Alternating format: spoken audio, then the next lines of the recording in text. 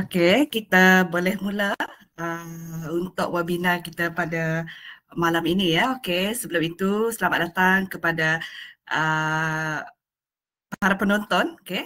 Pelajar-pelajar, mungkin ada juga guru ke webinar, okey, Kecemerlangan SPM 2025, siri ke-25, okey, untuk mata pelajaran sejarah, okey, bersama dengan Cikgu Edlina, anak Sojep. Saya rasa kita dah ramai yang kenal Cikgu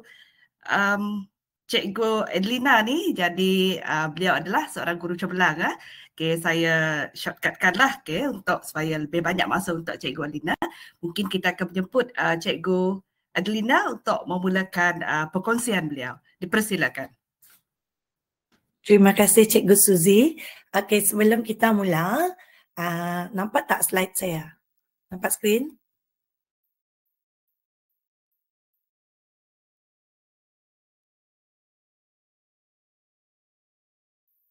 Cikgu Suzy dapat nampak? Okey, sekarang ni belum nampak lagi Cikgu Edlina. Saya punya skrin tak nampak kah?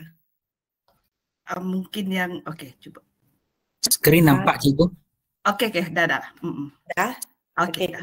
Dipersilakan. Okey, terima kasih. Okey, sekali lagi terima kasih Cikgu Suzy, serta Cikgu Farid, yang turut bersama dalam sesi ini, turut diraikan bersama pada malam ini yang menghadiri webinar ini, rakan-rakan guru panitia sejarah, sama ada dalam Sarawak maupun di luar, serta calon SPM 2025 khususnya. Okey, pada malam ini kita akan cikgu akan mengongsikan berkaitan dengan tajuk 9, iaitu nasionalisme di Malaysia sebelum Perang Dunia Pertama. Dalam siri pertama ini, saya akan menerangkan tentang tajuk 9, berkaitan dengan analisis soalan serta bagaimana cara untuk menjawab bagi soalan dalam tajuk ini. Kenapa bermula dengan tajuk 9? Ini adalah tajuk paling awal yang dipelajari oleh murid semasa di tingkatan 4. Dalam tajuk 9, kita mempunyai 2 bab, iaitu bab 1 dan juga bab 2.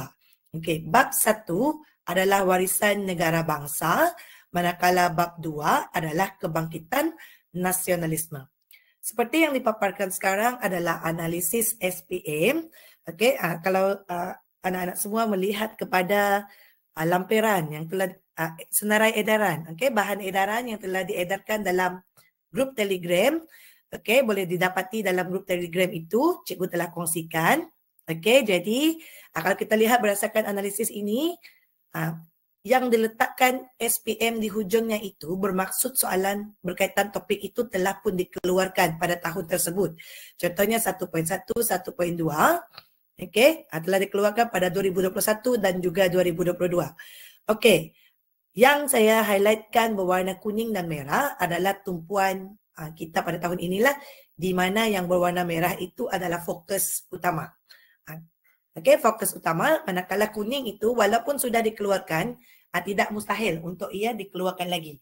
Dan juga, mungkin topik itu terlalu besar, tetapi pada tahun tersebut, ianya hanya keluar pada satu subtopik yang kecil. Kamu semua mesti perlu tahu tentang pengagihan tema ini. Reason dia kerana dalam soalan SPM sebenar akan keluar sama ada daripada tema ini tadi, akan keluar satu soalan struktur. Di mana satu soalan struktur ini bersamaan dengan 10 markah. Kalau bukan struktur, dia boleh keluar pada satu soalan esei, yang terdiri daripada 20 markah, ataupun keluar kedua-duanya sekali, iaitu satu soalan struktur dan satu soalan esei. Di mana nanti jumlahnya adalah bersamaan dengan 30 markah. Jadi dengan menguasai satu tema ini bermaksud kita mungkin, minimum markah yang dikuasai oleh seseorang calon adalah 10 markah. Manakala kalau dia keluar kedua-duanya, maksimumnya adalah 30 markah. Jadi amat penting untuk menguasai tema ini. Dan saya gostan balik, kalau dekat tema ni, kita dah tengok, kita dah ringkaskan, bahagian mana yang perlu anak-anak pelajari. Di mana kedudukan soalan berkaitan dengan tema ini. Kalau kita nak tahu dia akan keluar nombor berapa, okey. Bagi bab 1 atau bab 2, ianya akan keluar sama ada pada soalan 1 iaitu soalan struktur ataupun pada soalan nombor 5 iaitu soalan esei. Jika keluar kedua-duanya, maka nombor soalan bagi soalan ini adalah soalan 1 dan soalan 5. Dan tema ini sangat penting sebab 1 tadi kita dah tahu ianya pendek saja. Sebab dalam tema ini hanya mengandungi 2 bab sahaja. Itu yang pertama.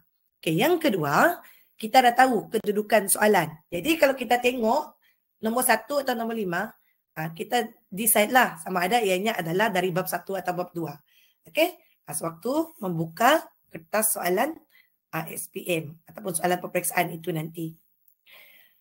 Baiklah, cikgu akan kongsikan soalan struktur terlebih dahulu.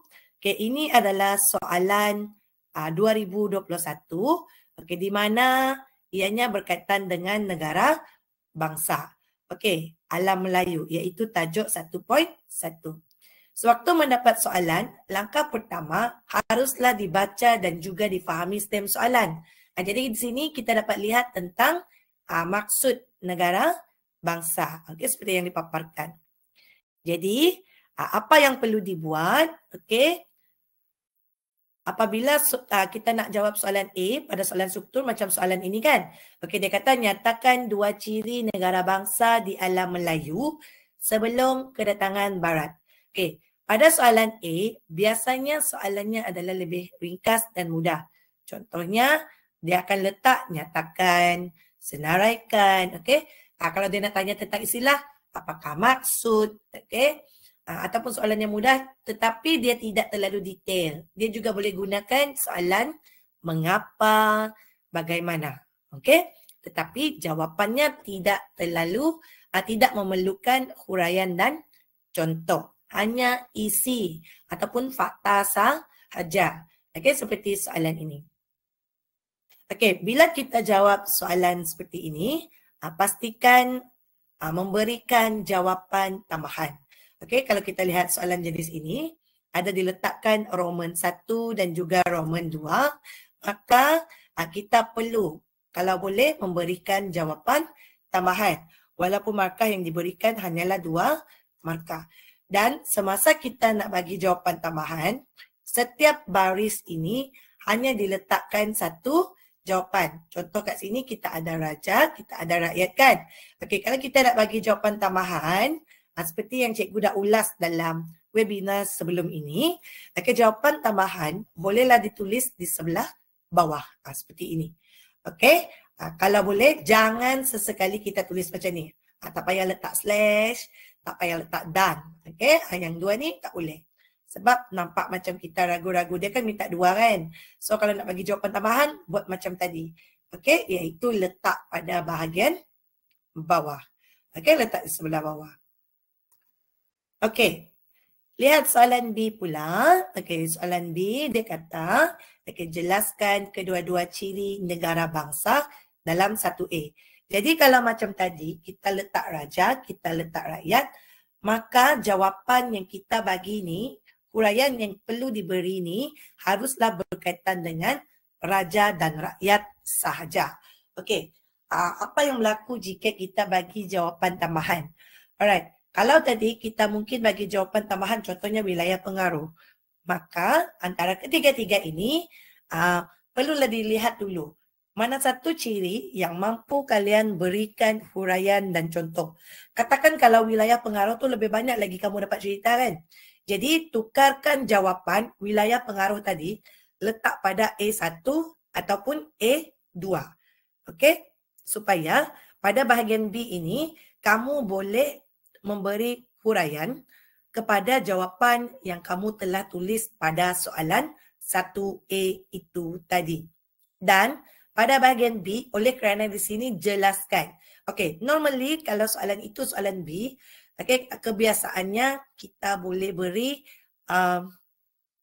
kalau dah letak jelaskan, of course lah you kena bagi huraian dan contoh. Okey, kalau tidak mampu memberi kedua-duanya, okey, bolehlah memberi huraian ataupun memberi contoh, okay, tetapi menepati markah yang diperuntukkan.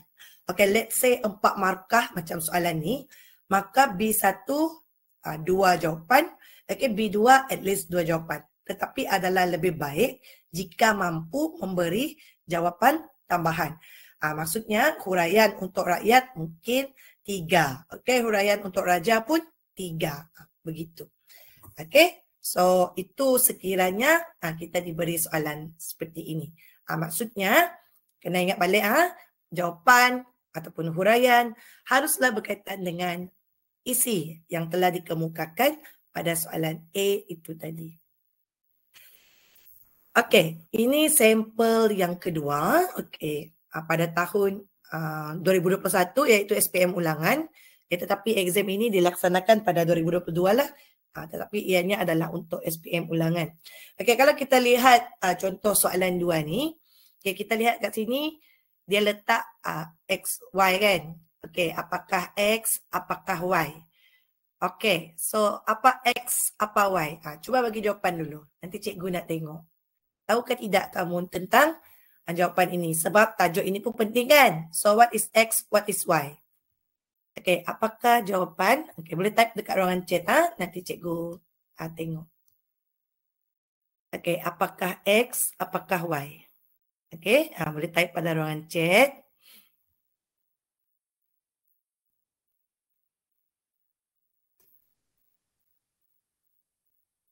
Okey, lambang kebesaran. Undang-undang.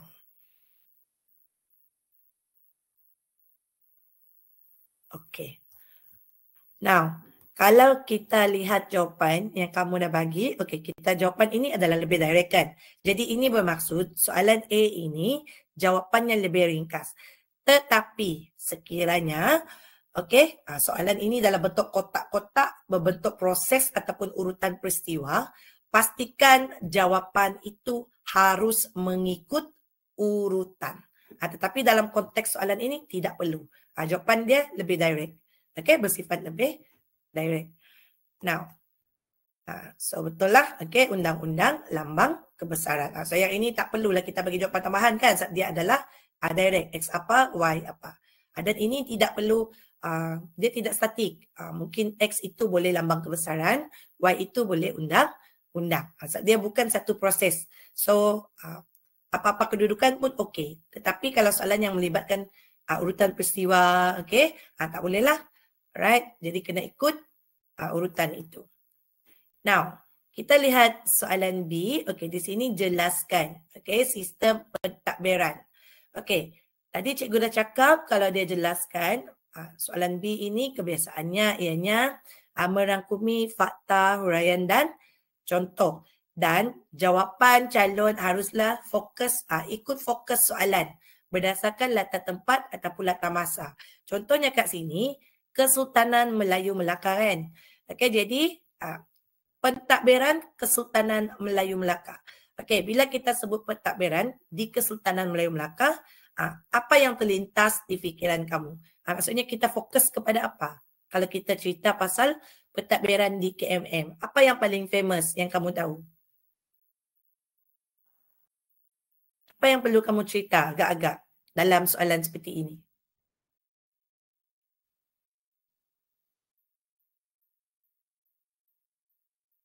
Anyone?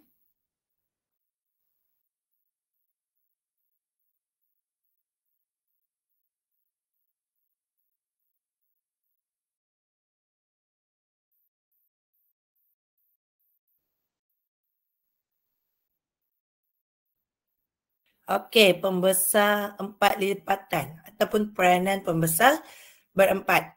Okey, now ya, kamu perlu cerita, maksudnya dalam ini kamu of course lah ceritalah tentang pembesar 4 lipatan. Kalau you tak tahu macam mana nak mula, you boleh decide, okey, ini pentadbiran kan. Okey, pentadbiran kita ada berapa peringkat? Kita ada pentadbiran pusat, kita ada pentadbiran jajahan.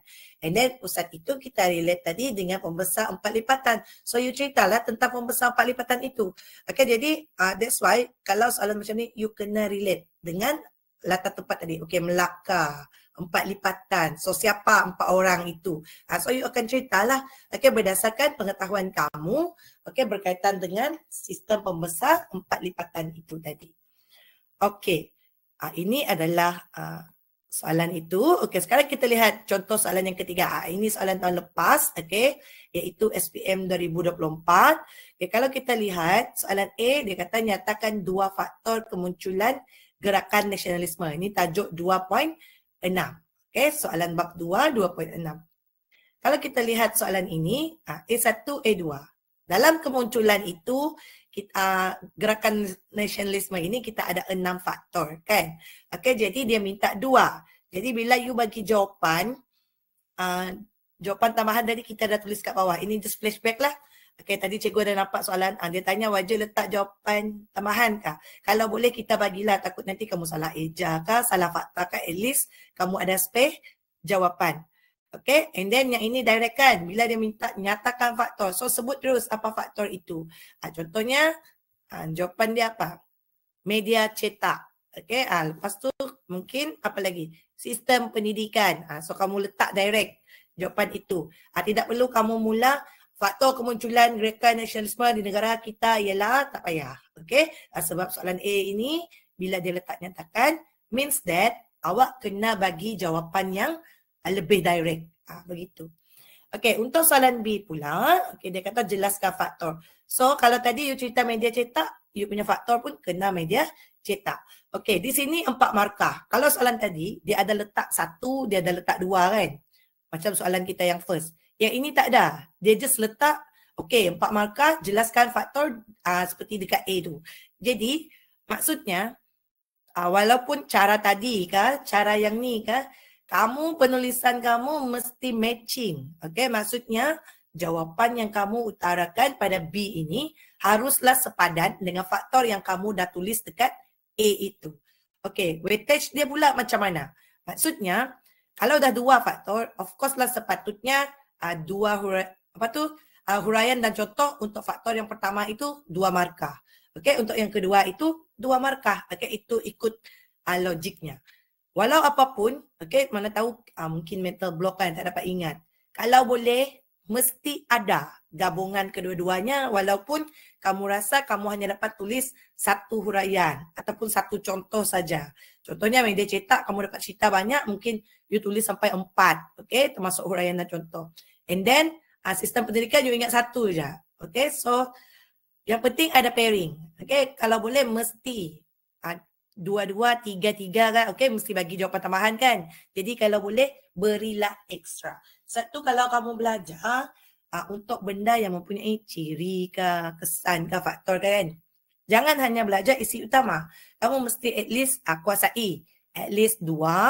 Okey, 1 huraian 1 contoh kah? Okey, 2 huraian 1 contoh kah? Bagi setiap fakta yang kamu pelajari itu. Okey, itu untuk soalan struktur. Okey, kita terus. Okey, sebelum saya teruskan, ada soalan tak untuk soalan struktur ni? Kalau jawapan, okay, kalau jawapan pertama salah, jawapan kedua still kena terima. Ya. Sebab itu kamu digalakkan tadi untuk bagi jawapan tambahan. Okay, sebab kalau pertama salah, taklah kita yang lain tu kita anggap salah. Kita, cikgu kamu pun macam kat sekolah kan, dia akan cari jawapan yang betul, betul tak? Jadi, tulislah. Okay, seberapa banyak fakta yang kamu tahu. Alright, ada lagi soalan?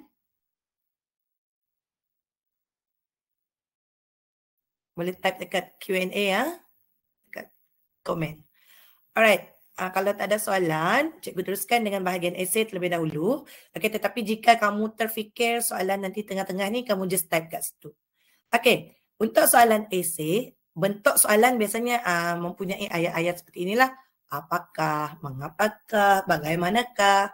Okay, jelaskan, terangkan, huraikan. Okay. Malam ni kita just fokus fakta. Alright, so soalan A, soalan B, dia boleh mula dengan perkataan-perkataan ini. Jadi, untuk soalan ini, oleh kerana ini adalah soalan esei. Okay, oleh kerana ini adalah soalan esei, maka jawapan kamu haruslah mempunyai fakta, huraian dan contoh.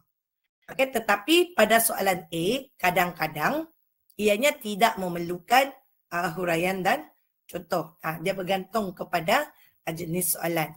Okey, cikgu bagi contoh. Okey, contohnya ni macam soalan 2022. Okey, Kesultanan Melayu Melaka mempunyai sistem pentadbiran yang sistematik sebelum kedatangan Barat. Okey, A, jelaskan ciri-ciri negara bangsa Kesultanan Melayu Melaka. Okey, sebelum cikgu ulas tentang apa yang macam mana cara yang betul untuk jawab ini, cikgu bagi kamu masa 5 minit untuk type dulu. Okey, type pada ruangan chat. Okey, nanti beberapa soalan yang 3 komen yang pertama tu cikgu akan beri respon. Okey, cepat-cepat nanti cikgu ulaslah untuk 3 jawapan yang pertama. Okey, untuk soalan ini. Okay, sementara kamu type jawapan, cikgu tengok dulu soalan. Okay, soalan struktur ni memang banyak yang berkait ke berkait. Oh, maksudnya macam tadilah huraikan jawapan dekat A macam tu. Tak semestinya, tetapi memang akan adalah. Okay, kebiasaannya kalau kita tengok tadi berdasarkan analisis, dia memang ada letak soalan yang jenis perkaitan itu.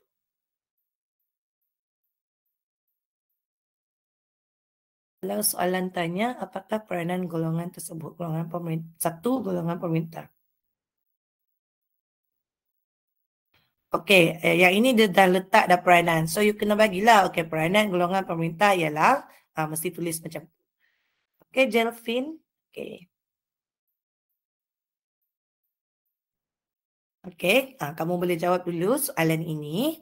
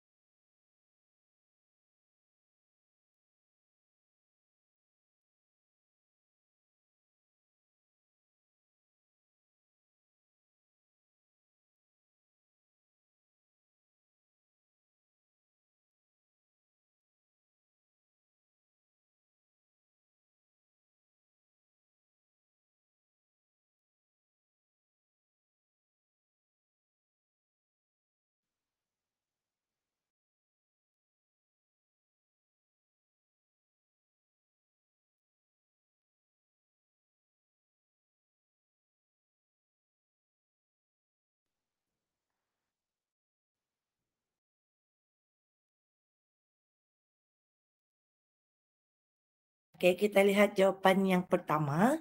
Okey, ni jawapan siapa ni? Okey. Arthur. Okey. Ciri negara bangsa Kesultanan Melayu Melaka ialah kerajaan. Hal ini dikatakan demikian kerana kerajaan hanya muncul bila adanya raja.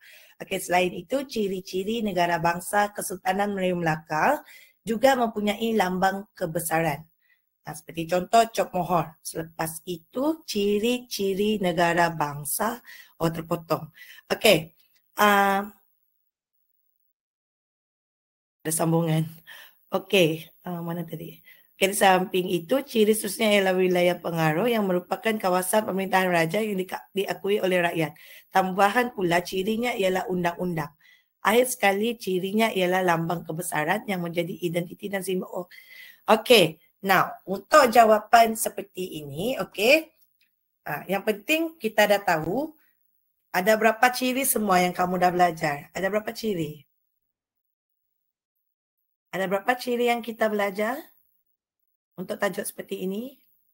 Tajuk ini ada berapa ciri? Okey, 6. Betul. Okey, kita ada 6 ciri. Okey, dan untuk 6 ciri ini, wajib untuk kamu semua tulis jawapannya pada soalan ini. Maksudnya, ke-6 ciri itu kita mesti tulis sepatutnya. Okey, dan kalau boleh, of course lah kita akan tulis satu isi, lepas tu sambung dengan huraian dan contoh seperti yang kawan kamu dah tulis tadi. Macam yang Alif tulis juga kan. Okey, ciri negara bangsa ialah kerajaan. Kerajaan muncul disebabkan adanya raja. So, itu huraian dia. Okey, raja merupakan pemerintah tertinggi dan dibantu oleh pembesar. Itu pun huraiannya. Seterusnya, ciri yang kedua ialah rakyat. So, nampak tak? Dia bagi ciri. Okey, tetapi yang penting 6 itu mesti tulis walaupun mungkin kamu tak ingat huraiannya. Okey, let's say macam kawan kamu tadi dia ingat tentang huraian tentang kerajaan. So, hurai dulu, bagi contoh dulu untuk kerajaan. Lepas tu barulah kamu bagi ciri yang seterusnya. Okey, so mungkin kamu boleh letak, okey, selain itu, ciri negara bangsa Kesultanan Melayu Melaka ialah rakyat dan undang-undang. Contoh, let's say you lupalah tentang huraian untuk dua tu kan. So, you just bagi isi itu. Okey, ciri seterusnya ialah bagi lagi lambang kebesaran dan kedaulatan. Macam tu.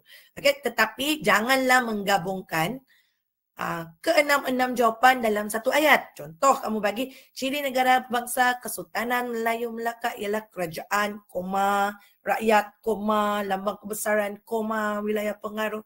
No, tak boleh. Okey, kalau boleh kita just letak maksimum 2 lah dalam satu ayat tu. Okey, dan alangkah baiknya sekiranya kamu bagi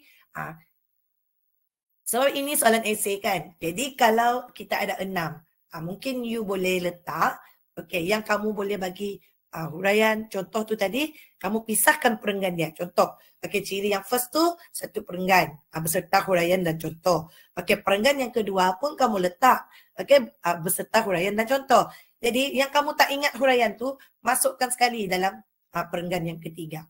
Okey. Tetapi kalau kamu just ingat sikit-sikit huraian contoh tu, satu perenggan pun tak apa. Yang penting jawapan itu menepati markah yang diperuntukkan. Contohnya dalam soalan ini tadi 6 markah.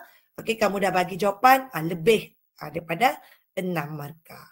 Okey, macam yang kawan kamu tulis ni. Okey, elakkan daripada menulis ayat yang tergantung. Okey. Jadi kalau kamu takut kamu punya kamu kehilangan markah itu, okey, semasa menyambung ayat, ulanglah balik kehendak soalan. Contohnya yang kita garis kat sini ciri. So ulang baliklah perkataan ciri ni. Okey, selain itu ciri negara bangsa Kesultanan Melayu Melaka ialah ataupun meletak ciri seterusnya ialah, alright. So taklah nampak ayat kamu tergantung sewaktu kamu memberikan jawapan. Okey. Yang ini pula. Okey. Kita lihat soalan B. Okey, tadi tu soalan A. Soalan A dia tentang ciri. Okey, ciri ini tajuknya 1.2. Soalan B, dia esei juga. Okey, sistem pentadbiran KMM. Ini pula tajuk 1.3. Jadi ini bermaksud dalam satu soalan itu tidak semestinya dari subtopik yang sama. Ianya boleh merentas topik. Maksudnya A boleh 1.2, B itu pula 1.3. Macam soalan ini, B ini adalah 1.3. Jadi dalam satu soalan, tidak semestinya kedua-dua soalan itu dari 1.2. Ianya juga boleh merentas bab. Okey, tetapi syaratnya haruslah dari tema yang sama. Okey, so dia ada perkaitan lah maksudnya. Okey, jadi kalau macam soalan B ni, okey, dia kata dia bagi situasi dulu. Okey, dia bagi stemnya. Okey, sistem pentadbiran Kesultanan Melaka dikenali sebagai pembesar 4 lipatan. Okey, terangkan sistem pentadbiran tersebut. Ini sama macam soalan tadi. Okey, sama macam soalan tadi. Jadi kita akan letak sebagai kita kena cerita tentang pembesar 4 lipatan. Kena cerita tentang dua peringkat itu tadi, jajahan dan juga peringkat pusat dan juga peringkat jajahan tu. Jadi explain lah mengikut apa yang telah anda pelajari dalam sistem pentadbiran ini. So di sini sudah clear dia kata pembesar 4 lipatan. So maksudnya you mesti set. Kalau you tak ada idea pun macam mana you nak explain pentadbiran itu, di sini ada hint dah 4 lipatan. So you explain lah tentang 4 orang pembesar itu. Okay, apa tugasnya? Alright, jadi setiap perkataan yang dijadikan stem soalan ataupun dia punya intro tu, okay, boleh membantu kamu untuk trigger apa jawapannya. Okay, jadi baca soalan itu dengan teliti, okay, dengan baik. Okay, kalau tergantung dikira boleh. Okay, kalau boleh pastikan jawapan lengkap. Okay, kalau buat betul point, okay, dan nama dia soalan esei kan. Okay, jangan buat point form. Alright, memang perlu jawab dalam ayat lengkap. Okay, untuk mengelakkan kehilangan markah. Jadi bila kita kata esei, of course ayat yang lengkap. Alright. Now, cuma pemerengganan tu tidaklah terhad kepada satu peringkat sajakah. Contohnya kalau dia macam ni kan. Kalau dia macam soalan tadi tu kan. Yang ciri tu, kita ada 6 ciri. Taklah bermaksud kita wajib buat 6 perenggan. Okay.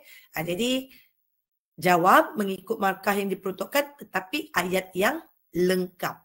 Alright, ayat lengkap. Now, kita lihat contoh yang kedua. Okay, untuk contoh yang kedua ni. Okay, dia kata jelaskan peranan golongan intelektual berpendidikan agama. Okay, dalam membangkitkan semangat nasionalisme. Okay, ini di bawah tajuk 2.7. Okay, keluar pada 2023. Tengok kan soalan 5 betul tak? Jadi maksudnya dia boleh soalan 1 ataupun soalan 5. Macam kita dah tengok tadi, yang struktur tu kebanyakan yang jatuh soalan nombor 1 kan? Jadi nombor 2 memang akan nombor 5. Jadi kalau dia keluar, you check lah kalau you betul-betul ulang kaji tajuk ni, you tengok dulu dia keluar soalan nombor 1 ke ataupun nombor 5. Jadi lebih cepat kamu jawab soalan tu. Okey, berbalik kepada soalan ini. Soalan ini dia 2023, dia tak ada letak intro untuk soalan ni, tetapi dia direct letak A. Okay. Peranan golongan intelektual. Peranan dia ada banyak, okay, luas. Jadi fokus hanya kepada peranan mereka sahaja. Okay, ke arah membangkitkan semangat nasionalisme itu. Jadi jangan cerita benda lain. Okay, you kena direct. Kalau orang ni apa dia buat untuk membangkitkan nasionalisme? Okey, orang ini apa dia buat untuk membangkitkan semangat nasionalisme? Okey, jangan cerita benda selain daripada peranan. Kalau you nak teka, okey, macam mana dia bagi markah? Okey, so you kena tengoklah kepada kehendak soalan itu. Macam soalan ini keyword kita tadi peranan kan? So maksudnya markah itu kalau kita bagi peranan memang akan betul. Okey, sebab dia memang minta tentang peranan. Jadi janganlah kamu cerita benda lain. Okay, kalau dia minta peranan je you bagi. Okay, macam soalan ini. So, lebih berfokuslah semasa kita menulis jawapan. Dan kalau boleh, jawapan kamu haruslah lengkap. Okay, mempunyai fakta, huraian dan juga contoh. Alright. Okay. Lihat pula soalan B. Okey, terangkan kesan. Okey, dia nak kesan. So, sini dah clear dah. Kehendak dia adalah kesan. Okey, dari aspek politik dan juga ekonomi. So, ada pecahan 4 markah. So, waktu kita tulis jawapan, make sure nanti pada kertas soalan, jangan B tu kamu rangkumkan dia dalam satu perenggan. Kalau dia dah pisahkan B1, B2, maksudnya kamu perlu tulis nombor soalan B1, jawab dulu B1. Okay, and then tinggalkan 3 hingga 5 baris, baru you jawab B2. Okay, ekonomi apa pula dia punya kesan. Okay, supaya lebih jelas, okay, pemisahan jawapan antara soalan itu. Jadi penting untuk kamu memisahkan, okay, dan meninggalkan ruang jawapan. Okay, sewaktu ada soalan jenis macam ni. Okay, tidak perlu kita salin soalan dan kalau boleh jangan kamu tulis B. Contohnya dia 5B kan. So you jangan tulis, okay, 5B. Tak ada letak 1, tak ada letak 2. You just pisahkan dia ikut perenggan. Politik perenggan 1, ekonomi perenggan 2. No. Okay, sini tadi ada pisahkan. So bermaksud kamu pun perlu memisahkan soalan berkenaan. Okay, letak B1, letak B2. Okay, setakat ini ada soalan tak? So, kalau kita tengok balik kepada analisis tadi. Okay, kita balik .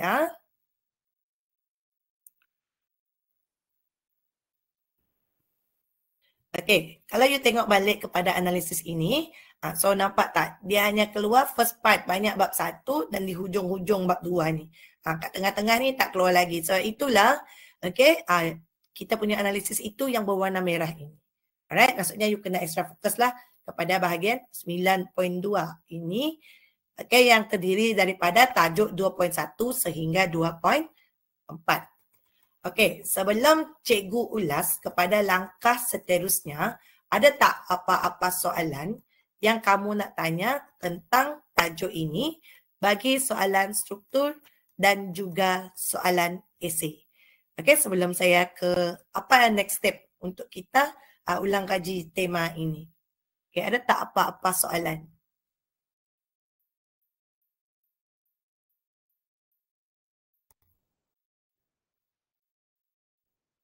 Okey, kalau ada soalan boleh type dalam ruangan chat.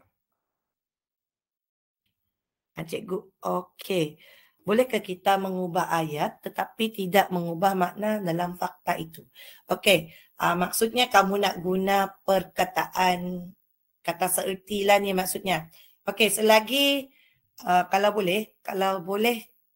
dia isi ataupun contoh kan, ciri kah ataupun kesan kah, kalau boleh perkataan itu ada sebabnya dia letak seperti itu. Jadi kalau boleh kita jangan ubah. Tetapi kalau kamu dah tertulis dia, pastikan maknanya betul-betul sama. Okey? Jangan kamu ada niat nak ubah ikut suka hati kamu. Tetapi selagi kamu ingat, kamu mesti tulis sebiji lah kalau boleh. Okey? Sama dengan fakta yang kamu dah pelajari untuk mengelakkan ianya mempengaruhi pemarkahan yang diberikan kepada kamu. Okay, now, okay, soalan dari Syahmi. Okay, pangkal ayat tu perlu atau tidak? Okay, so untuk pangkal ayat, of course lah kamu kena buat. Okay, contohnya kalau macam soalan ni tadi kan. Okay, dia nak kesan politik. So, kesan perkembangan nasionalisme dari aspek politik ialah apa? So, you kena juga buat. Okay, kalau tak mampu nak tulis panjang, so itu kamu kena letak nombor soalan tadi. Contohnya kita letak 5B1. Of course, orang dah tahu dah awak nak jawab 5B1 ni tentang politik. So, kamu boleh mula ayat kamu. Okay, kesannya ialah apa? Okay, so itu penting untuk kamu mengetahui apa kehendak soalan itu. Okay, jelas? Ada apa-apa soalan lagi untuk bahagian ini? Kalau ayat kita berterabur dan bunyi macam pelik, tetapi still ada poin dapat markah tak cikgu? Itu depends lah macam mana ayat kamu yang berterabur tu. Okay, kalau you ada macam sampel jawapan mungkin boleh kongsikan. Jadi cikgu boleh try bagi feedback lah. Kalau you buat macam ni, cikgu pun tak nampak sangat. Macam mana rupa dia tu. Okay, dia tak boleh selagi ianya tak sama, so ini soal fakta. Fakta means itulah dia, okay? Dan kita tak boleh ubah suka hati. So kalau boleh, you kena ikut apa yang you telah pelajari. Okay? Sama ada yang diajar oleh cikgu kamu ataupun yang terdapat dalam buku teks itu. Okay. Macam mana nak jawab soalan ulaskan atau jelaskan? Okay. Now, tadi, okay, kalau jelaskan macam ni, means that you kena letak isi dia, kena ada huraian, kena ada contoh. Tetapi kalau soalan kamu tu mungkin kamu beranggapan macam pernyataan lah kan ni. Betul tak, Azril? Kamu maksudkan soalan berbentuk pernyataan kan? Mungkin kamu, okay, let's say soalan itu, sistem pentadbiran Kesultanan Melayu Melaka dikenali sebagai pembesar empat lipatan. Jelaskan. Contoh ataupun ulaskan. Means that sama juga formatnya. Okay, kamu kena cerita tentang apa statement itu tadi. Pernyataan itu. You kena cerita tentang pembesar empat lipatan ini. You kena cerita pentadbiran dalam KMM itu. Okay, jadi untuk ulaskan ke, jelaskan ke, huraikan ke. Okay, selaginya ianya pada soalan esei itu, kamu kalau boleh tulis fakta, huraian dan contoh. Okay, ikut apa pernyataan yang terdapat pada soalan itu. Okay. Kalau saya salah guna ayat dalam jawapan, tapi poin saya masih betul. Bergantung kepada macam mana kamu tulis ayat kamu tu. Sampai atau tidak, tergantung ataupun tidak. Okey, sekiranya ayat kamu tergantung, mungkin tidak kot. Jadi better kamu tulis dalam ayat yang lengkap. Oh, soalan kebat. Hari ini cikgu slot fakta. Mungkin untuk kebat you boleh tengok balik dalam rakaman webinar yang sebelumnya. Okey, tetapi untuk sama juga kalau dia ulaskan, dia ada pernyataan kan. Contoh, perpaduan asas kemajuan bangsa, ulaskan. So sama juga, you kena explain. Okey, bagaimana perpaduan itu membawa kepada kemajuan bangsa. Okey, kena bagi isi dia, kena ada huraian dia, kena ada contoh dia juga. Okey. Ni kebat lagi kan, Cornelius ni. Kalau ada soalan bahan rangsangan dan dia minta nyatakan mesej. Oh ya, dapat. Okay. Cornelius dapat, boleh. Kalau contoh tu kita boleh bagi no. Okay, tak boleh sembarang bagi contoh untuk soalan fakta. Ianya mesti contoh yang awak dah belajar tu. Bukan macam kebat yang kita nak bagi ikut pandangan kita. Okay. Contoh dan huraian bagi soalan fakta adalah ikut apa yang kamu dah belajar. Okay. Contohnya kita cerita pasal Kesultanan Melayu Melaka tadi kan. Okay. Contohnya undang-undang kamu kata. Okay. Sebagai contoh nama undang-undang tu tadi Hukum Kanun Melaka dan Undang-Undang Melaka. So maksudnya memang itu yang terdapat dalam buku teks itu. Jadi kamu jangan ubah bagi nama lain pula. Okey? Tak boleh. Okey, untuk contoh dan huraian, bagi soalan fakta haruslah berdasarkan fakta yang telah kamu pelajari. Okey? Kalau menjawab tidak mengikut soalan Roman yang disediakan, apa maksudnya ni ya? Tetapi jawapan still betul, adakah? Oh, okey. Nombor soalan. Kan? Betul tak? Jadi, itu tadi penting untuk menulis nombor soalan yang betul. Kalau you dah tertulis 52, contohlah 5B2. Tapi sepatutnya jawapan tu B1. Mungkin kalau cikgu kamu pun mungkin dia tak akan terima sebab kamu dah tulis terang-terang kat situ B2. Maksudnya itu memang jawapan untuk B2. Jadi kita tak boleh beranggapan orang suka hati tolong kamu tukar. Jadi kalau boleh, tulislah nombor soalan yang betul sewaktu kamu menulis jawapan kamu. Okay, make sure you tulis dengan lengkap, nombor soalan itu clear. Soalan 5B2. Macam tu. And then you underline. Alright? Baru you tulis jawapan. Supaya nampaklah clear. Itu yang jawapan yang kamu bagi tu tentang nombor berapa. Okay? Kalau nyatakan isi yang banyak tetapi fakta sikit, ni macam mana pula ni? Isi itu adalah fakta. So, macam mana maksud kamu isi banyak, fakta sikit pula ni? Adakah kamu bermaksud ketika kamu nak bagi jawapan, tetapi daripada semua jawapan yang kamu tulis tu, fakta dia sedikit. Macam tu kah Syafiah? Adakah itu yang kamu maksudkan?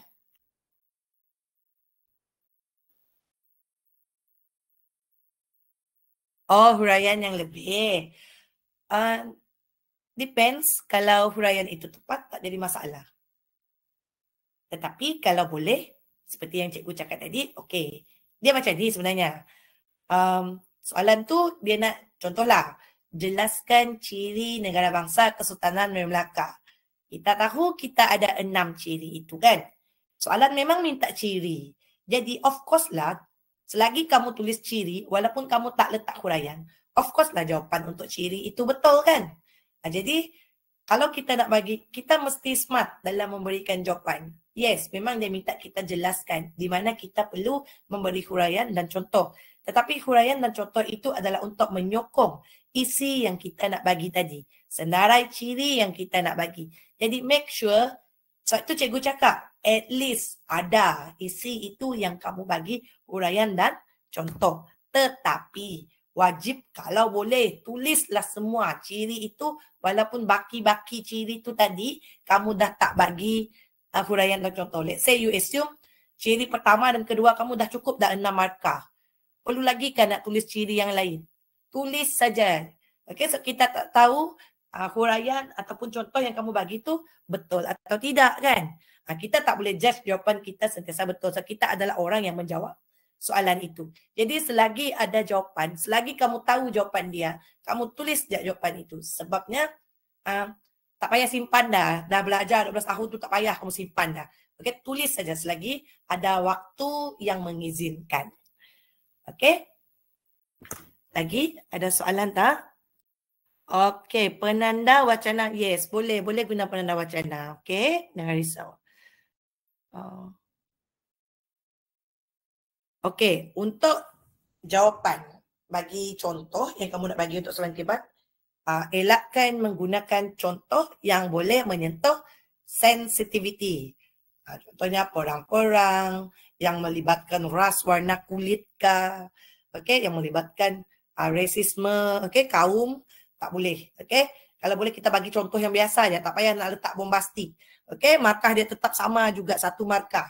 Jadi gunakan contoh yang lebih biasa. Tetapi contoh yang kamu bagi soalan kebat tu, make sure yang diketahui oleh seluruh rakyat Malaysia. Bukan setakatnya apa yang ada di Sarawak, ataupun kalau kamu dari katakan kita adalah orang bau. Jadi janganlah isu tu hanya orang bau yang tahu. Macam tu. Okay, kena satu Malaysia tahu apa contoh yang kamu bagi itu. Right? Kalau soalan tu tanya pada pendapat anda, jawab terus fakta. Okay. Kita tadi saya dah cakap, kena tengok kehendak soalan. Contoh kan soalan ini. Kesan. So of course you fokus dekat kesan. Walaupun soalan itu pada pendapat kamu kah? Apa kah? Tapi fokus you harus ada kesan. Jangan tercicir kehendak soalan itu. Okay? Tapi boleh. Okay? Boleh kamu mulakan jawapan kamu pada pendapat saya. Kesan ialah tak boleh. Tak jadi masalah. Alright? Uraikan fakta menggunakan ayat. No. Fakta is fakta. Apa yang kamu belajar. Alright? Tak boleh kamu ubah. Okay, mesti menggunakan fakta yang telah kamu pelajari. Kecuali kalau tajuk itu umum. Contohnya bab 10. Okay, macam bab 10 tu kita banyak isu antarabangsa kan. Okay, isu dunia, global kan. Jadi mungkin soalan itu contohnya tentang jerebu tu kan. Mungkin ataupun pendatang tanpa izin tu. Okay, let's say A tu, kamu dah tak ingat dah jawapan fakta tu dekat buku teks tu. You boleh add on lah. Tetapi kalau boleh, jawapan kamu harus mengutamakan fakta yang terdapat pada buku teks itu terlebih dahulu. Yang logik itu dikemudiankan. Ingat yang utama mesti dari buku teks. Okey. Ya, ada markah dia. Okey, veteran, macam cikgu cakap tadi, kan ciri kan. Kalau soalan itu minta ciri, you tak bagi huraian, ada markah dia. Okey, don't worry. Tapi kalau boleh, mesti at least salah satu ciri tu you tambah huraian ataupun contoh. Kalau fakta satu ayat, satu huraian. Boleh je. Okey, tak jadi masalah. Kalau satu fakta tu, satu huraian, satu contoh boleh. Okey. Untuk soalan yang berkaitan dengan tahun. Okey. Kalau benda itu hanya itu sahaja. Contohnya kerusuhan kan, tragedi hubungan antara kaum tu. 1969. Okey. Memang itu je. Itu je yang berkaitan dengan rusuhan yang kita belajar. Kalau boleh, ingatlah tarikh itu. Tetapi jika macam siri lawatan kan, yang memang banyak tahun dalam dia, yang itu you kena ingat peristiwa. Nama pun siri lawatan. Jadi you akan pergi dekat apa yang berlaku dalam urutan peristiwa itu. Tetapi jika macam soalan rusuhan kaum tu memang itu statik. Itu je lah yang kamu wajib kamu tahu. Alright? Fakta betul, huraian salah. Okey. Kita akan tengok mana yang betul lah. Yang betul je ada markah. Yang salah-salah lah. Okey? Tak boleh bagi markah. Okey, tapi kalau isi betul, betul lah tu untuk isi. Tetapi untuk huraian yang salah tu, taklah kita bagi markah. Okey? Ada lagi soalan untuk struktur dan esei sebelum kita ke langkah seterusnya?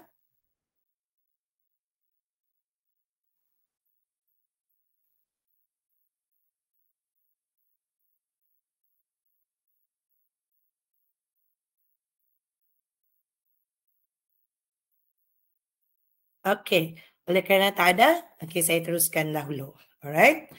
Okey, next step. Okey, berbaki 66 hari meniti paper sejarah 27 November itu. Okey, 66 hari itu bukan 100. Alright, so mesti dah mula berjuang. Okey, first step. Modul SIP yang kamu gunakan di sekolah itu sudah merangkumi tajuk 9, langkah demi langkah. Jadi, pastikan semua latihan dan formula yang terdapat dalam modul SIP itu kamu kuasai dan telah digunakan. Okey, untuk membantu kamu memahami tajuk itu dengan lebih baik. Okay. Langkah yang kedua, buatlah latihan kertas 1 dan kertas 2 secara berfokus. Bagi tajuk 9, iaitu bab 1 dan bab 2 ini bab 1. Dalam tajuk bab 1 ni, ini adalah benda yang kamu kena concentrate dulu. Okey, berdasarkan yang kita highlight warna merah tadi, okey, contoh 1.1 kan ciri negara bangsa alam Melayu kan. Tetapi at the same time, dalam tajuk itu kita ada diceritakan tentang nama kerajaan alam Melayu. So, you kena tahulah daripada 7 tu at least you kena tahu 3, okay? Daripada nama kerajaan alam Melayu itu. And then, kalau tajuk tu dah ciri kan, so you kena tahulah apa ciri dia. Dan setiap ciri ini, you kena tahu dia punya huraian dan juga contoh. Okay, let's say tentang rakyat. Apa kaitan rakyat? Kenapa ciri itu rakyat? Okay, contohnya apa? Okay, kamu kena tahu at least satu huraian, satu contoh. And then, dalam tajuk 1.1 ini juga, kamu kena kuasai yang istilah yang terdapat dalam tajuk ini. Sri apa maksud dia, Wijaya apa maksud dia. So semua glosari yang ada dekat tepi tu pun kamu perlu kuasai. Alright. Now ciri negara bangsa KMM.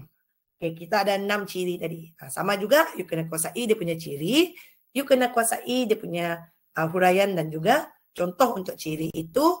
At the same time, dekat sudut maklumat tu kita ada tentang cara mendapatkan wilayah pengaruh tu kan, yang 3 tu. So you pun kena baca ketiga-tiga itu. Alright? And then undang-undang. Kamu kena tahu, okay, berapa undang-undang. Apa perkara yang terdapat dalam undang-undang itu. Okay, apa huraian dan contoh bagi setiap undang-undang itu. Okay, untuk undang-undang, contohlah pelayaran. Apa benda yang kamu kena tahu tentang pelayaran? Siapa yang terlibat? Okey, kalau untuk contoh, kamu fokus kepada fasal yang terdapat pada setiap perkara itu. Let's say kita ada 2 fasal dalam satu perkara tu, at least you pilih fasal yang senang you ingat. Alright? Kalau you tak ingat nombor untuk fasal itu, jangan tulis. Letak je terus. Contohnya apa? Huraian itu kamu bagi terus. Okay?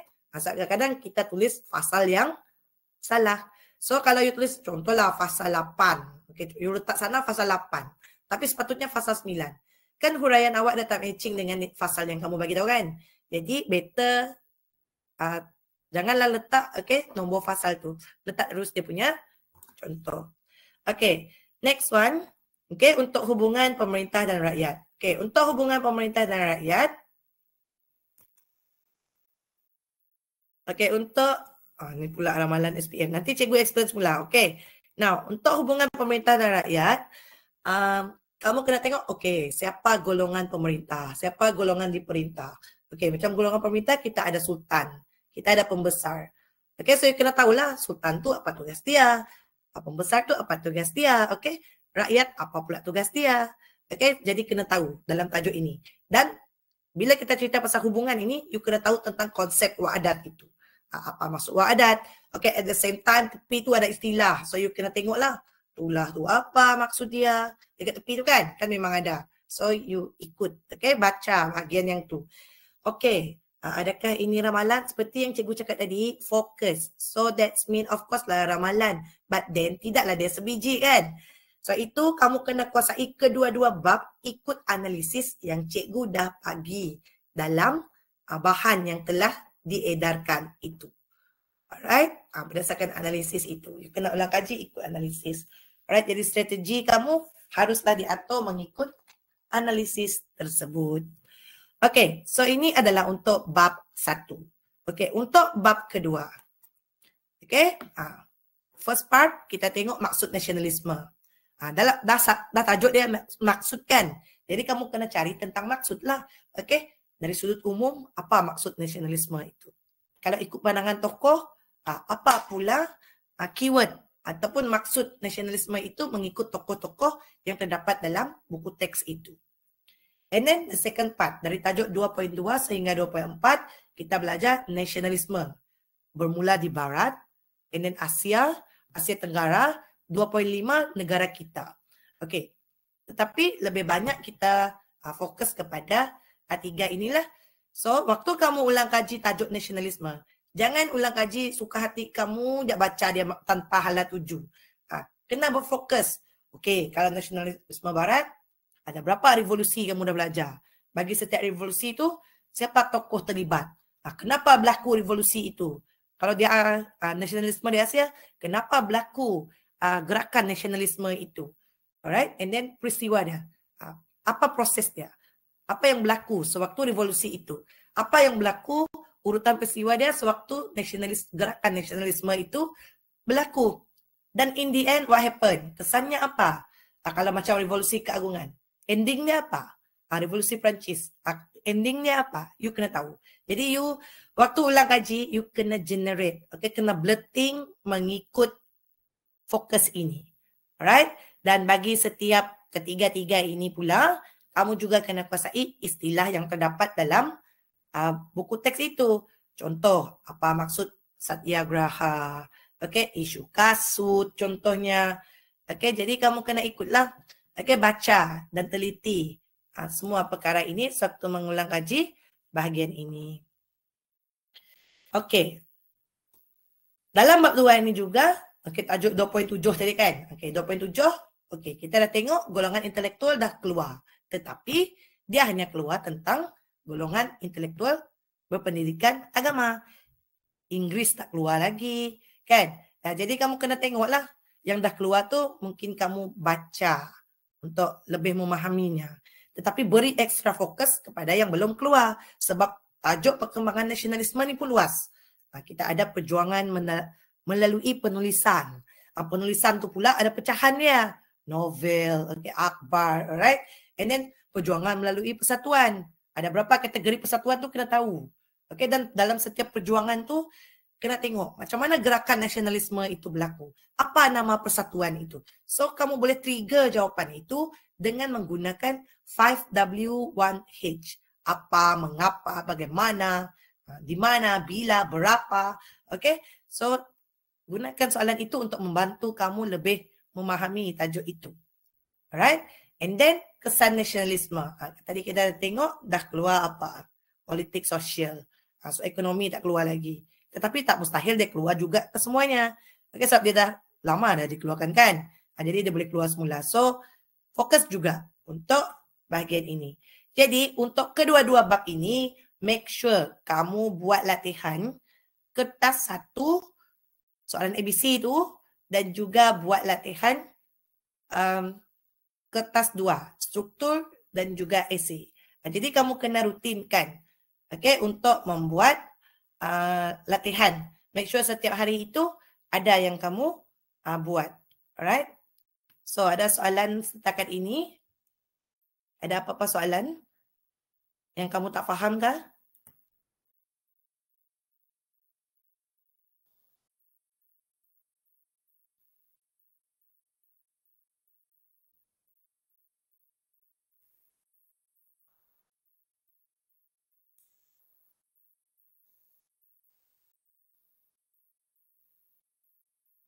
Ada soalan?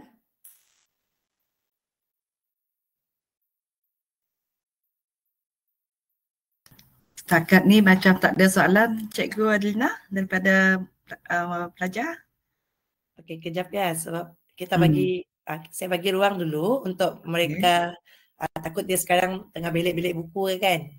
Okey, sebelum saya buat flashback, saya nak kalau boleh, kalau ada soalan tanya, sebab tema ini paling penting dan paling pendek. Jadi kalau compare dengan tema lain dalam sukatan SPM kita ni, ini adalah tema yang paling sedikit. Jadi kalau dia heavy dalam bab 2, tetapi paling sikit dan wajib untuk kamu kuasai. So, kalau ada soalan, make sure you tanya sekarang. Okay, cikgu akan cuba bantu untuk menjawab soalan itu.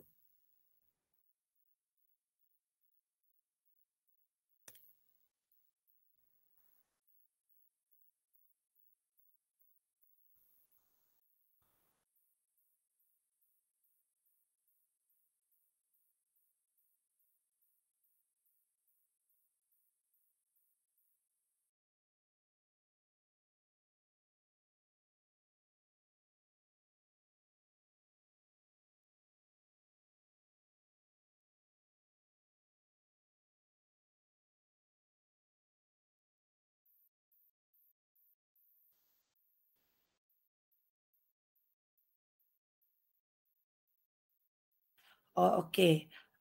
Dalam struktur, apakah HOTS atau okey, dia macam ni. Macam yang cikgu cakap tadi, kita susah nak tekan dia keluar struktur kah, dia keluar esei kah kan? Sebab kalau kita tengok analisis soalan, seperti yang kita dah bincangkan tadi, dia boleh keluar di soalan nombor 1 atau soalan nombor 5 esei itu.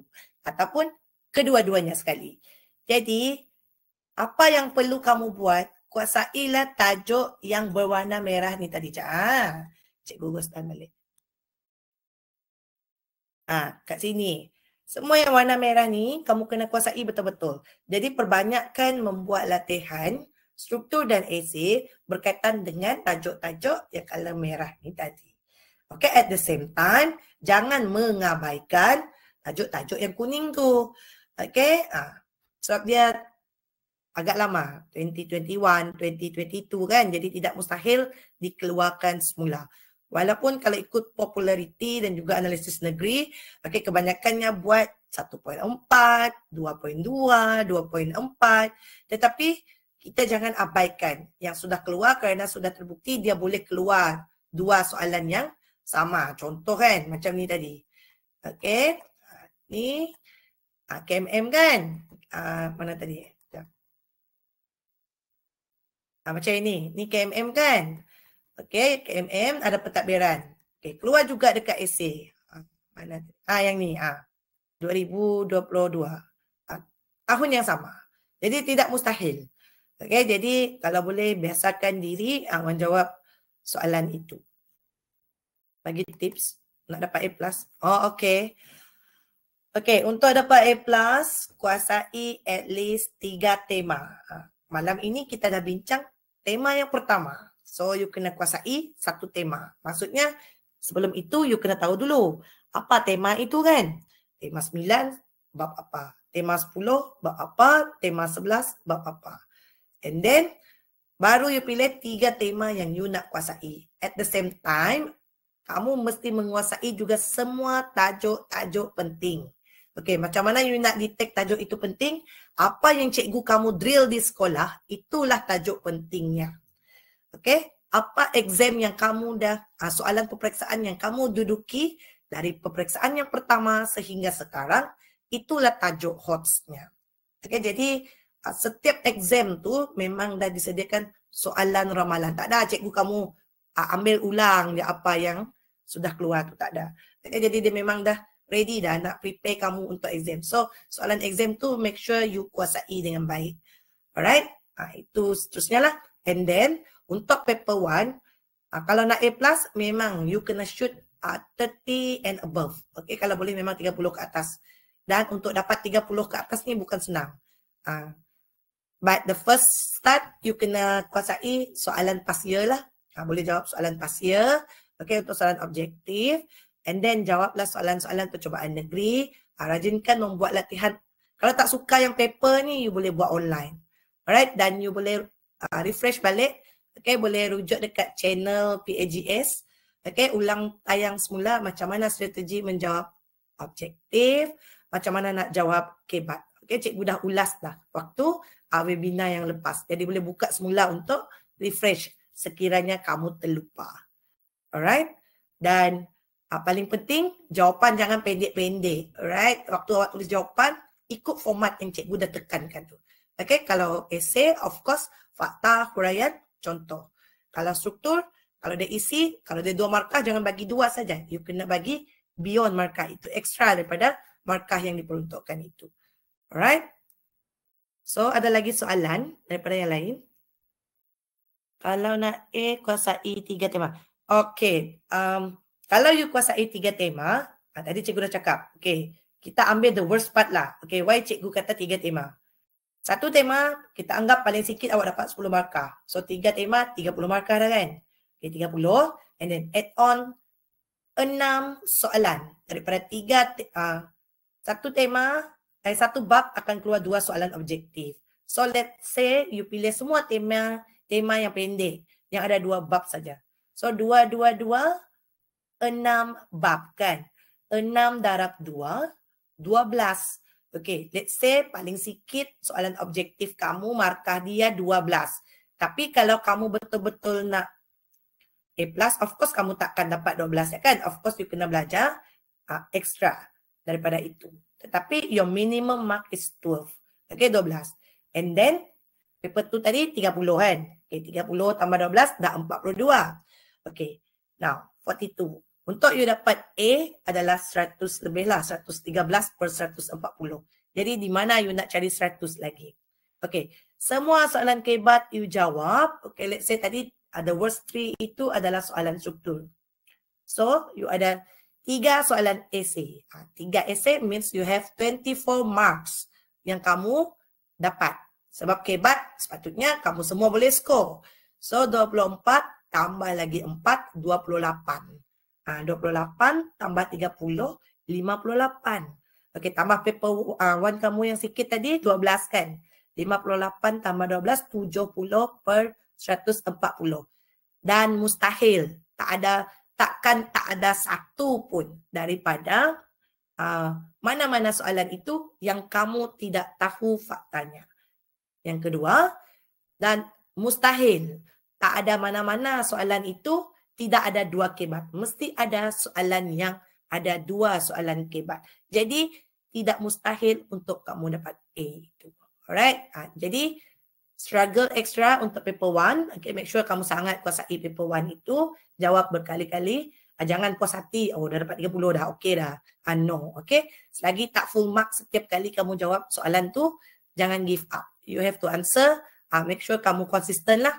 Sehari mungkin kalau tak Kalau terlalu penat kah, pakai at least you buatlah 5 soalan kah, alright? 10 soalan kah. Yang penting ada.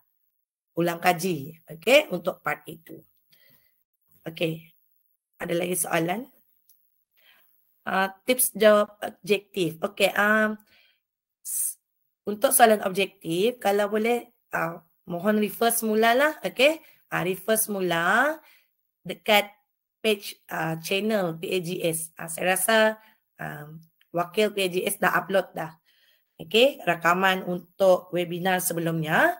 Dekat situ cikgu dah ajar macam mana nak kenal pasti jawapan tanpa menguasai soalan itu terlalu banyak. Maksudnya kita hanya jawab soalan itu berdasarkan penyingkiran jawapan. Berdasarkan kata kunci. Alright? Dalam AR1 undang-undang. Dalam ujian satu lagi pun undang-undang. Okay. Alright, mungkin cikgu kamu target undang-undang kot, okay, untuk keluar. Tetapi make sure double check lah dengan cikgu tu. Mungkin soalan undang-undang tu taklah. Mungkin yang first tu dia tanya tentang satu undang-undang saja. The other part adalah umum. Okay, jadi tidak sama. Bentuk soalan tak sama kan. Jadi ada reason kenapa cikgu kamu bagi tajuk itu. Cikgu, macam mana kalau kita dah kuasai 3 tema? Tak ada, dia masuk satu, memang akan keluar. Kita ada tema 9, 10, 11, 12, 13, 14, 15. So ada 7 semuanya. Okey, dan daripada 7 ni akan ada 2 tema yang akan keluar 2 soalan. Maksudnya katakan macam tajuk, okey, form 4 kita ada 9, 10, 11. Okey, daripada tajuk 9, 10 dan 11 akan ada satu daripada 9 ke 10 ke 11 ni akan keluar 2 soalan. Okey, begitu juga form 5. Daripada tajuk 12 sampai tajuk 15 tu akan ada keluar salah satu daripadanya akan keluar 2 soalan. Tak mungkin tak ada langsung. Okey, so itu memang itu peruntukannya. Memang itu dalam DSKP. Jadi kita ikut saja DSKP itu. Okey. Hari itu paper 1 saya 29/40. Bolehkah saya dapat plus? Masih ada ruang dan waktu. Boleh teruskan lagi. Alright. Okey, kalau 35/40 paper tu nak berapa? Okey, kalau konsisten 35 tak apa. Tetapi kalau untuk paper tu, kalau bolehlah. Try lah 80 ke atas kalau you nak A+. Alright. 80 ke atas. Dulu sejarah, okey. Yang ni biar kami bukan LPM. So, cikgu tak berani nak mengorbankan masa depan kamu. So, kita stick je dengan 40. Sebab apa? Biarlah usaha kamu melebihi daripada yang sepatutnya. Okay, so jangan risau dengan lulus tu berapa. Kita assume dia ada 40 macam kat peringkat sekolah. Alright? Jangan kamu peduli dengan naik turun markah tu. Ya. Okay, kamu mesti usaha lebih daripada 40 untuk dapat 40. Okey, macam mana nak jawab paper agar sempat nak jawab semua soalan? Macam mana dapat kata satu tinggi? Okey, untuk cara dapat kata satu seperti yang cikgu dah bagi tahu tadi, kamu boleh refer balik dekat channel webinar yang sebelumnya. Okey, nak sempat jawab soalan tu, mulakan dengan menjawab soalan yang paling mudah dan kamu kuasai terlebih dahulu. Okey, macam yang cikgu cakap. Macam tajuk 9 ni kan, kita memang tahu dia nombor 1, kita memang tahu dia nombor 5. Jadi, you terus belek lah. So, you kata you nak fokus tajuk ni kan. Jadi, waktu dapat exam paper tu, terus tengok nombor 1, terus tengok nombor 5. Kalau dia bab 1 atau bab 2, kamu terus jawab terus. Okay, sebab itu yang kamu dah belajar supaya kamu tak terlupa. Alright, jadi kamu kena tahu jugalah kedudukan soalan. Oleh kerana kita ada 6 sesi, so setiap kali sesi tu, dia tema yang berbeza. Jadi nanti cikgu akan ulas balik tentang kedudukan soalan itu. Alright? Macam mana nak jawab kebat yang tak dapat guna teknik PACE? Kadang-kadang rasa ada kebat yang tak dapat guna teknik PACE.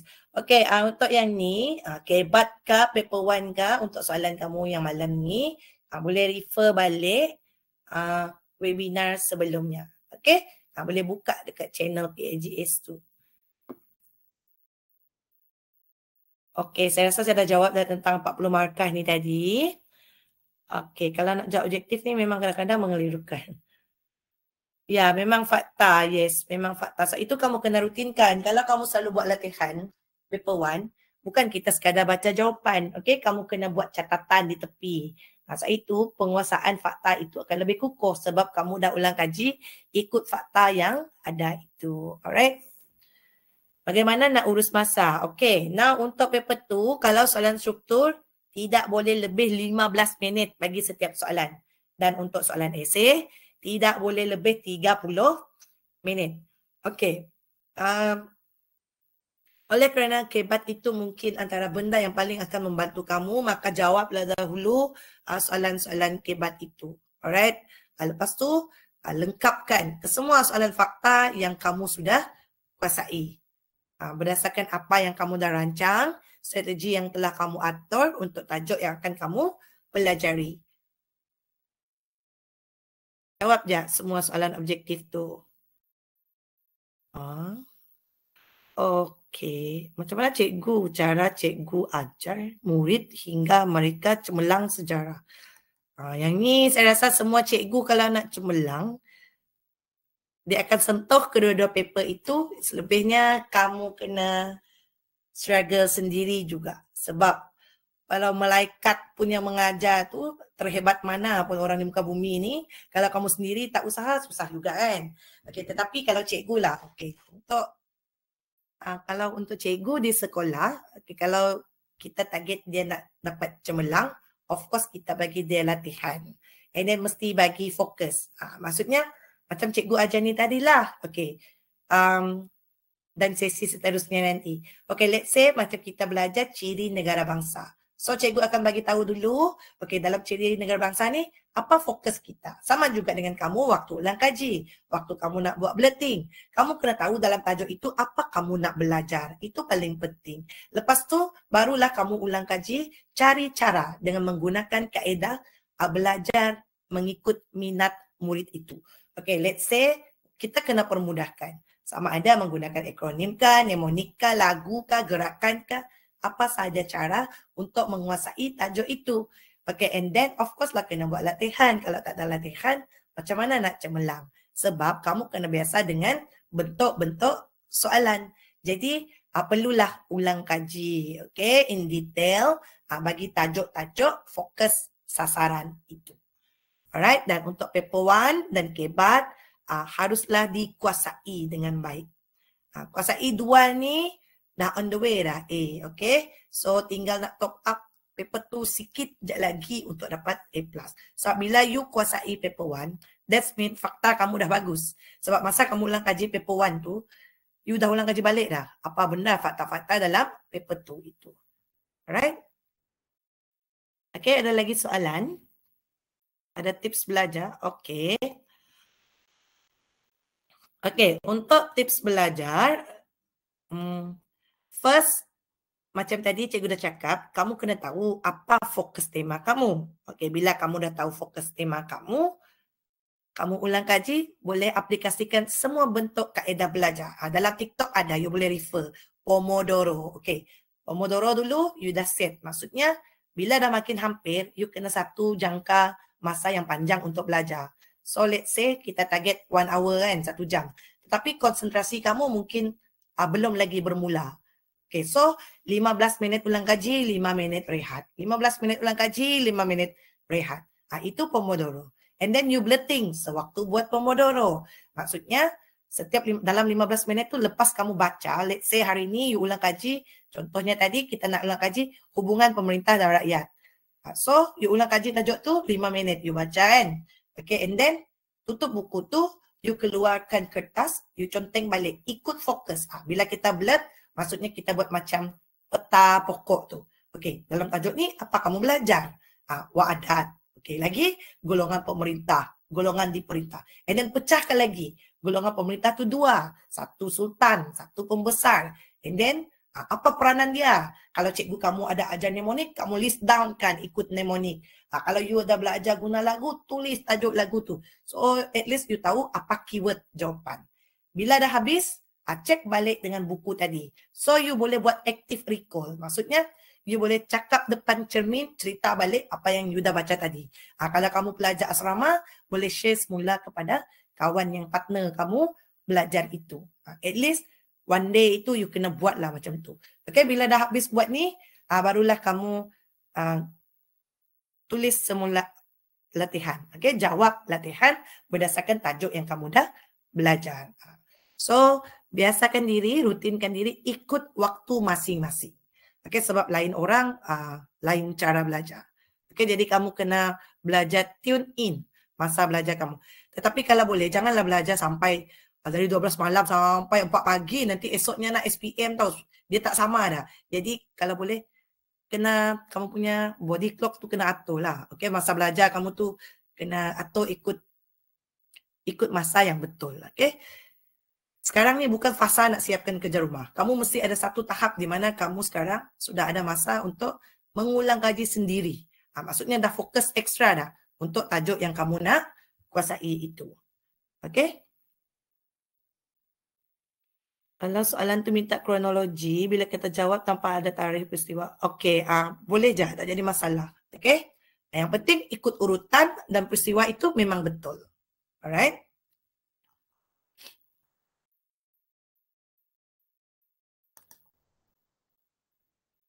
Lagi, ada apa-apa soalan?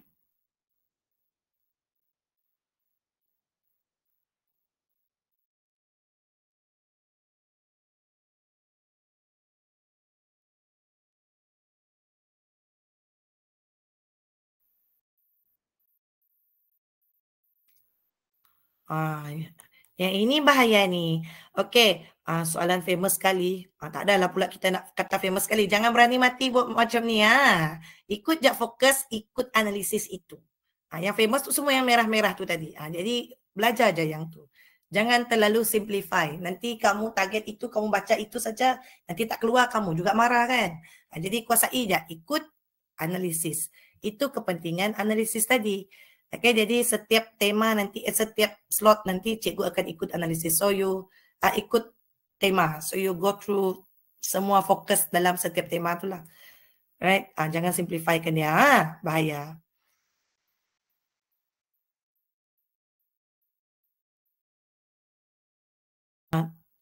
Tak kisah kamu nak ulang kaji tengah malam, tetapi takut nanti bila SPM dia tak sama tau. Jadi kena hati-hatilah, try untuk ubah. Waktu cuti ni boleh try untuk ubah cara itu. Okey, untuk short form, asalkan difahami. Macam MPP tu memang ada dalam buku teks kan. So boleh. Persekutuan Tanah Melayu, you letak PTM, boleh. Yang di Pertuan Agong, you tulis YDPA, boleh. Okey, selagi short form itu rasmi dan diterima umum. Okey, kamu boleh guna. Okey, ada lagi soalan?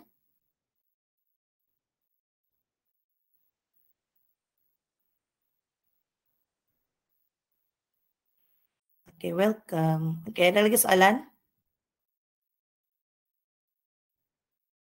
Kita ada 6 minit lagi ya cikgu ya. Ya. Okay, kalau pelajar ada soalan boleh tanyakan teruslah. Okay, type dekat chat.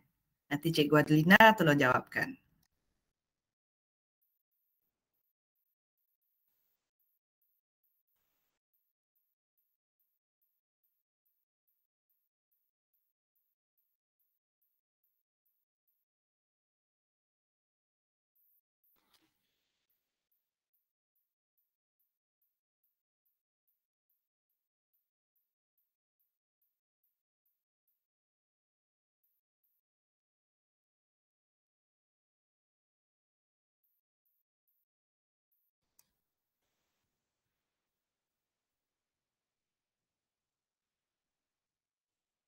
Kalau jawapan yang guna Roman. Boleh guna. Okey. Untuk soalan tambahan. Kalau dia macam A tadi. Okey, kita nak letak. Okey. Nyatakan ciri negara bangsa alam Melayu. Let's say dalam tu ada 2 ya. You nak bagi jawapan tambahan kat bawah kan? Boleh je. Tapi sambung kat bawah lah. Jangan kamu dalam satu baris yang sama. Okey, tulis kat bawah. Alright. Kalau dia soalan A lah.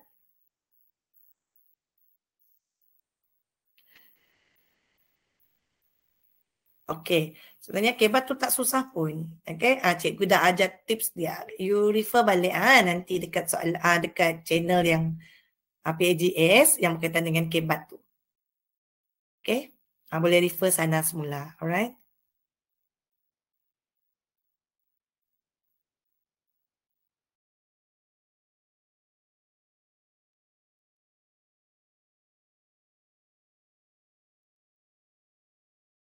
Okay, ada lagi soalan?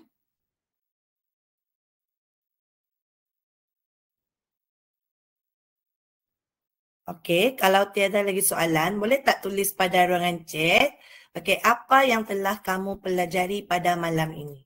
Apa-apa saja yang kamu rasa mungkin benda yang baru untuk kamu, okey, ataupun apa yang telah kita lalui dari awal sesi tadi sehingga sekarang. Okey, apa yang telah kamu pelajari malam ini? At least nampaklah, okey, refleksi kepada diri kamu sendiri juga, apa yang telah kamu pelajari lah.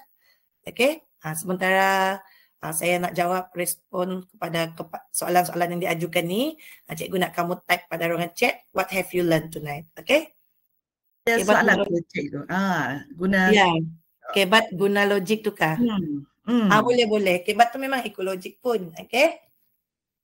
Kalau soalan kebat memang guna jawapan sendiri. Apa bab penting dalam SPM 2025? Ada lagi soalan tu cikgu. Mana? Kat bawah lagi kah? Yang penting, bab yang penting. Terus kekal follow webinar ini. Cikgu dah mula dengan tajuk 9 tadi. Maksudnya dalam bab ini cikgu dah bagi tahu dah. Yang kalau merah tadi itulah yang penting. Okay, jadi kalau you follow webinar ini sampai slot yang terakhir, memang kita dah, cikgu akan tekankan apa fokus dia. Alright, jadi just ikut. Okay, apa fokus yang terdapat dalam analisis berdasarkan tema itu nanti. Okay, tetapi for the time being boleh juga refer kepada guru sejarah sekolah masing-masing. Kena tulis semua fakta dalam ciri nombor Roman tu rasanya cikgu. Macam ciri-ciri mungkin. Sebudak kan suka buat short ciri-ciri. form macam ni kan. Sekarang diorang ni buat short form macam ni tu. Okay. Okay, kalau soalan essay, yes. Kalau boleh tulis semua. Okay. Kalau soalan struktur, space dia tak cukup kan. Kalau dia suruh nyatakan 2, bagilah at least 3. Okay, yang penting ada extra 1 ataupun 2 soalan. 2 jawapan. Alright, tetapi kalau dia essay, kalau boleh, kalau dia ada 6 dia ciri tu, tulislah 6.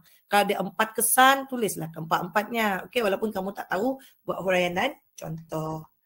Okay, so malam ni dah belajar tentang cara buat ulasan, cara atur masa, okay. Okay, tips baru tahu dapat tambah jawapan. Okay, cara jawab esei, okay. Ada lagi yang nak bagi feedback, what have you learned tonight? Okay, sebagai refleksi kepada diri kamu sendiri juga, tentang apa yang kamu dah belajar pada malam ini. Okay.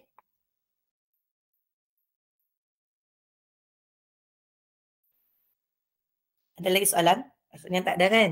Okey, mungkin kalau tiada lagi soalan, ada lagi soalan terakhir sebelum kita mengakhiri webinar kita pada malam ini?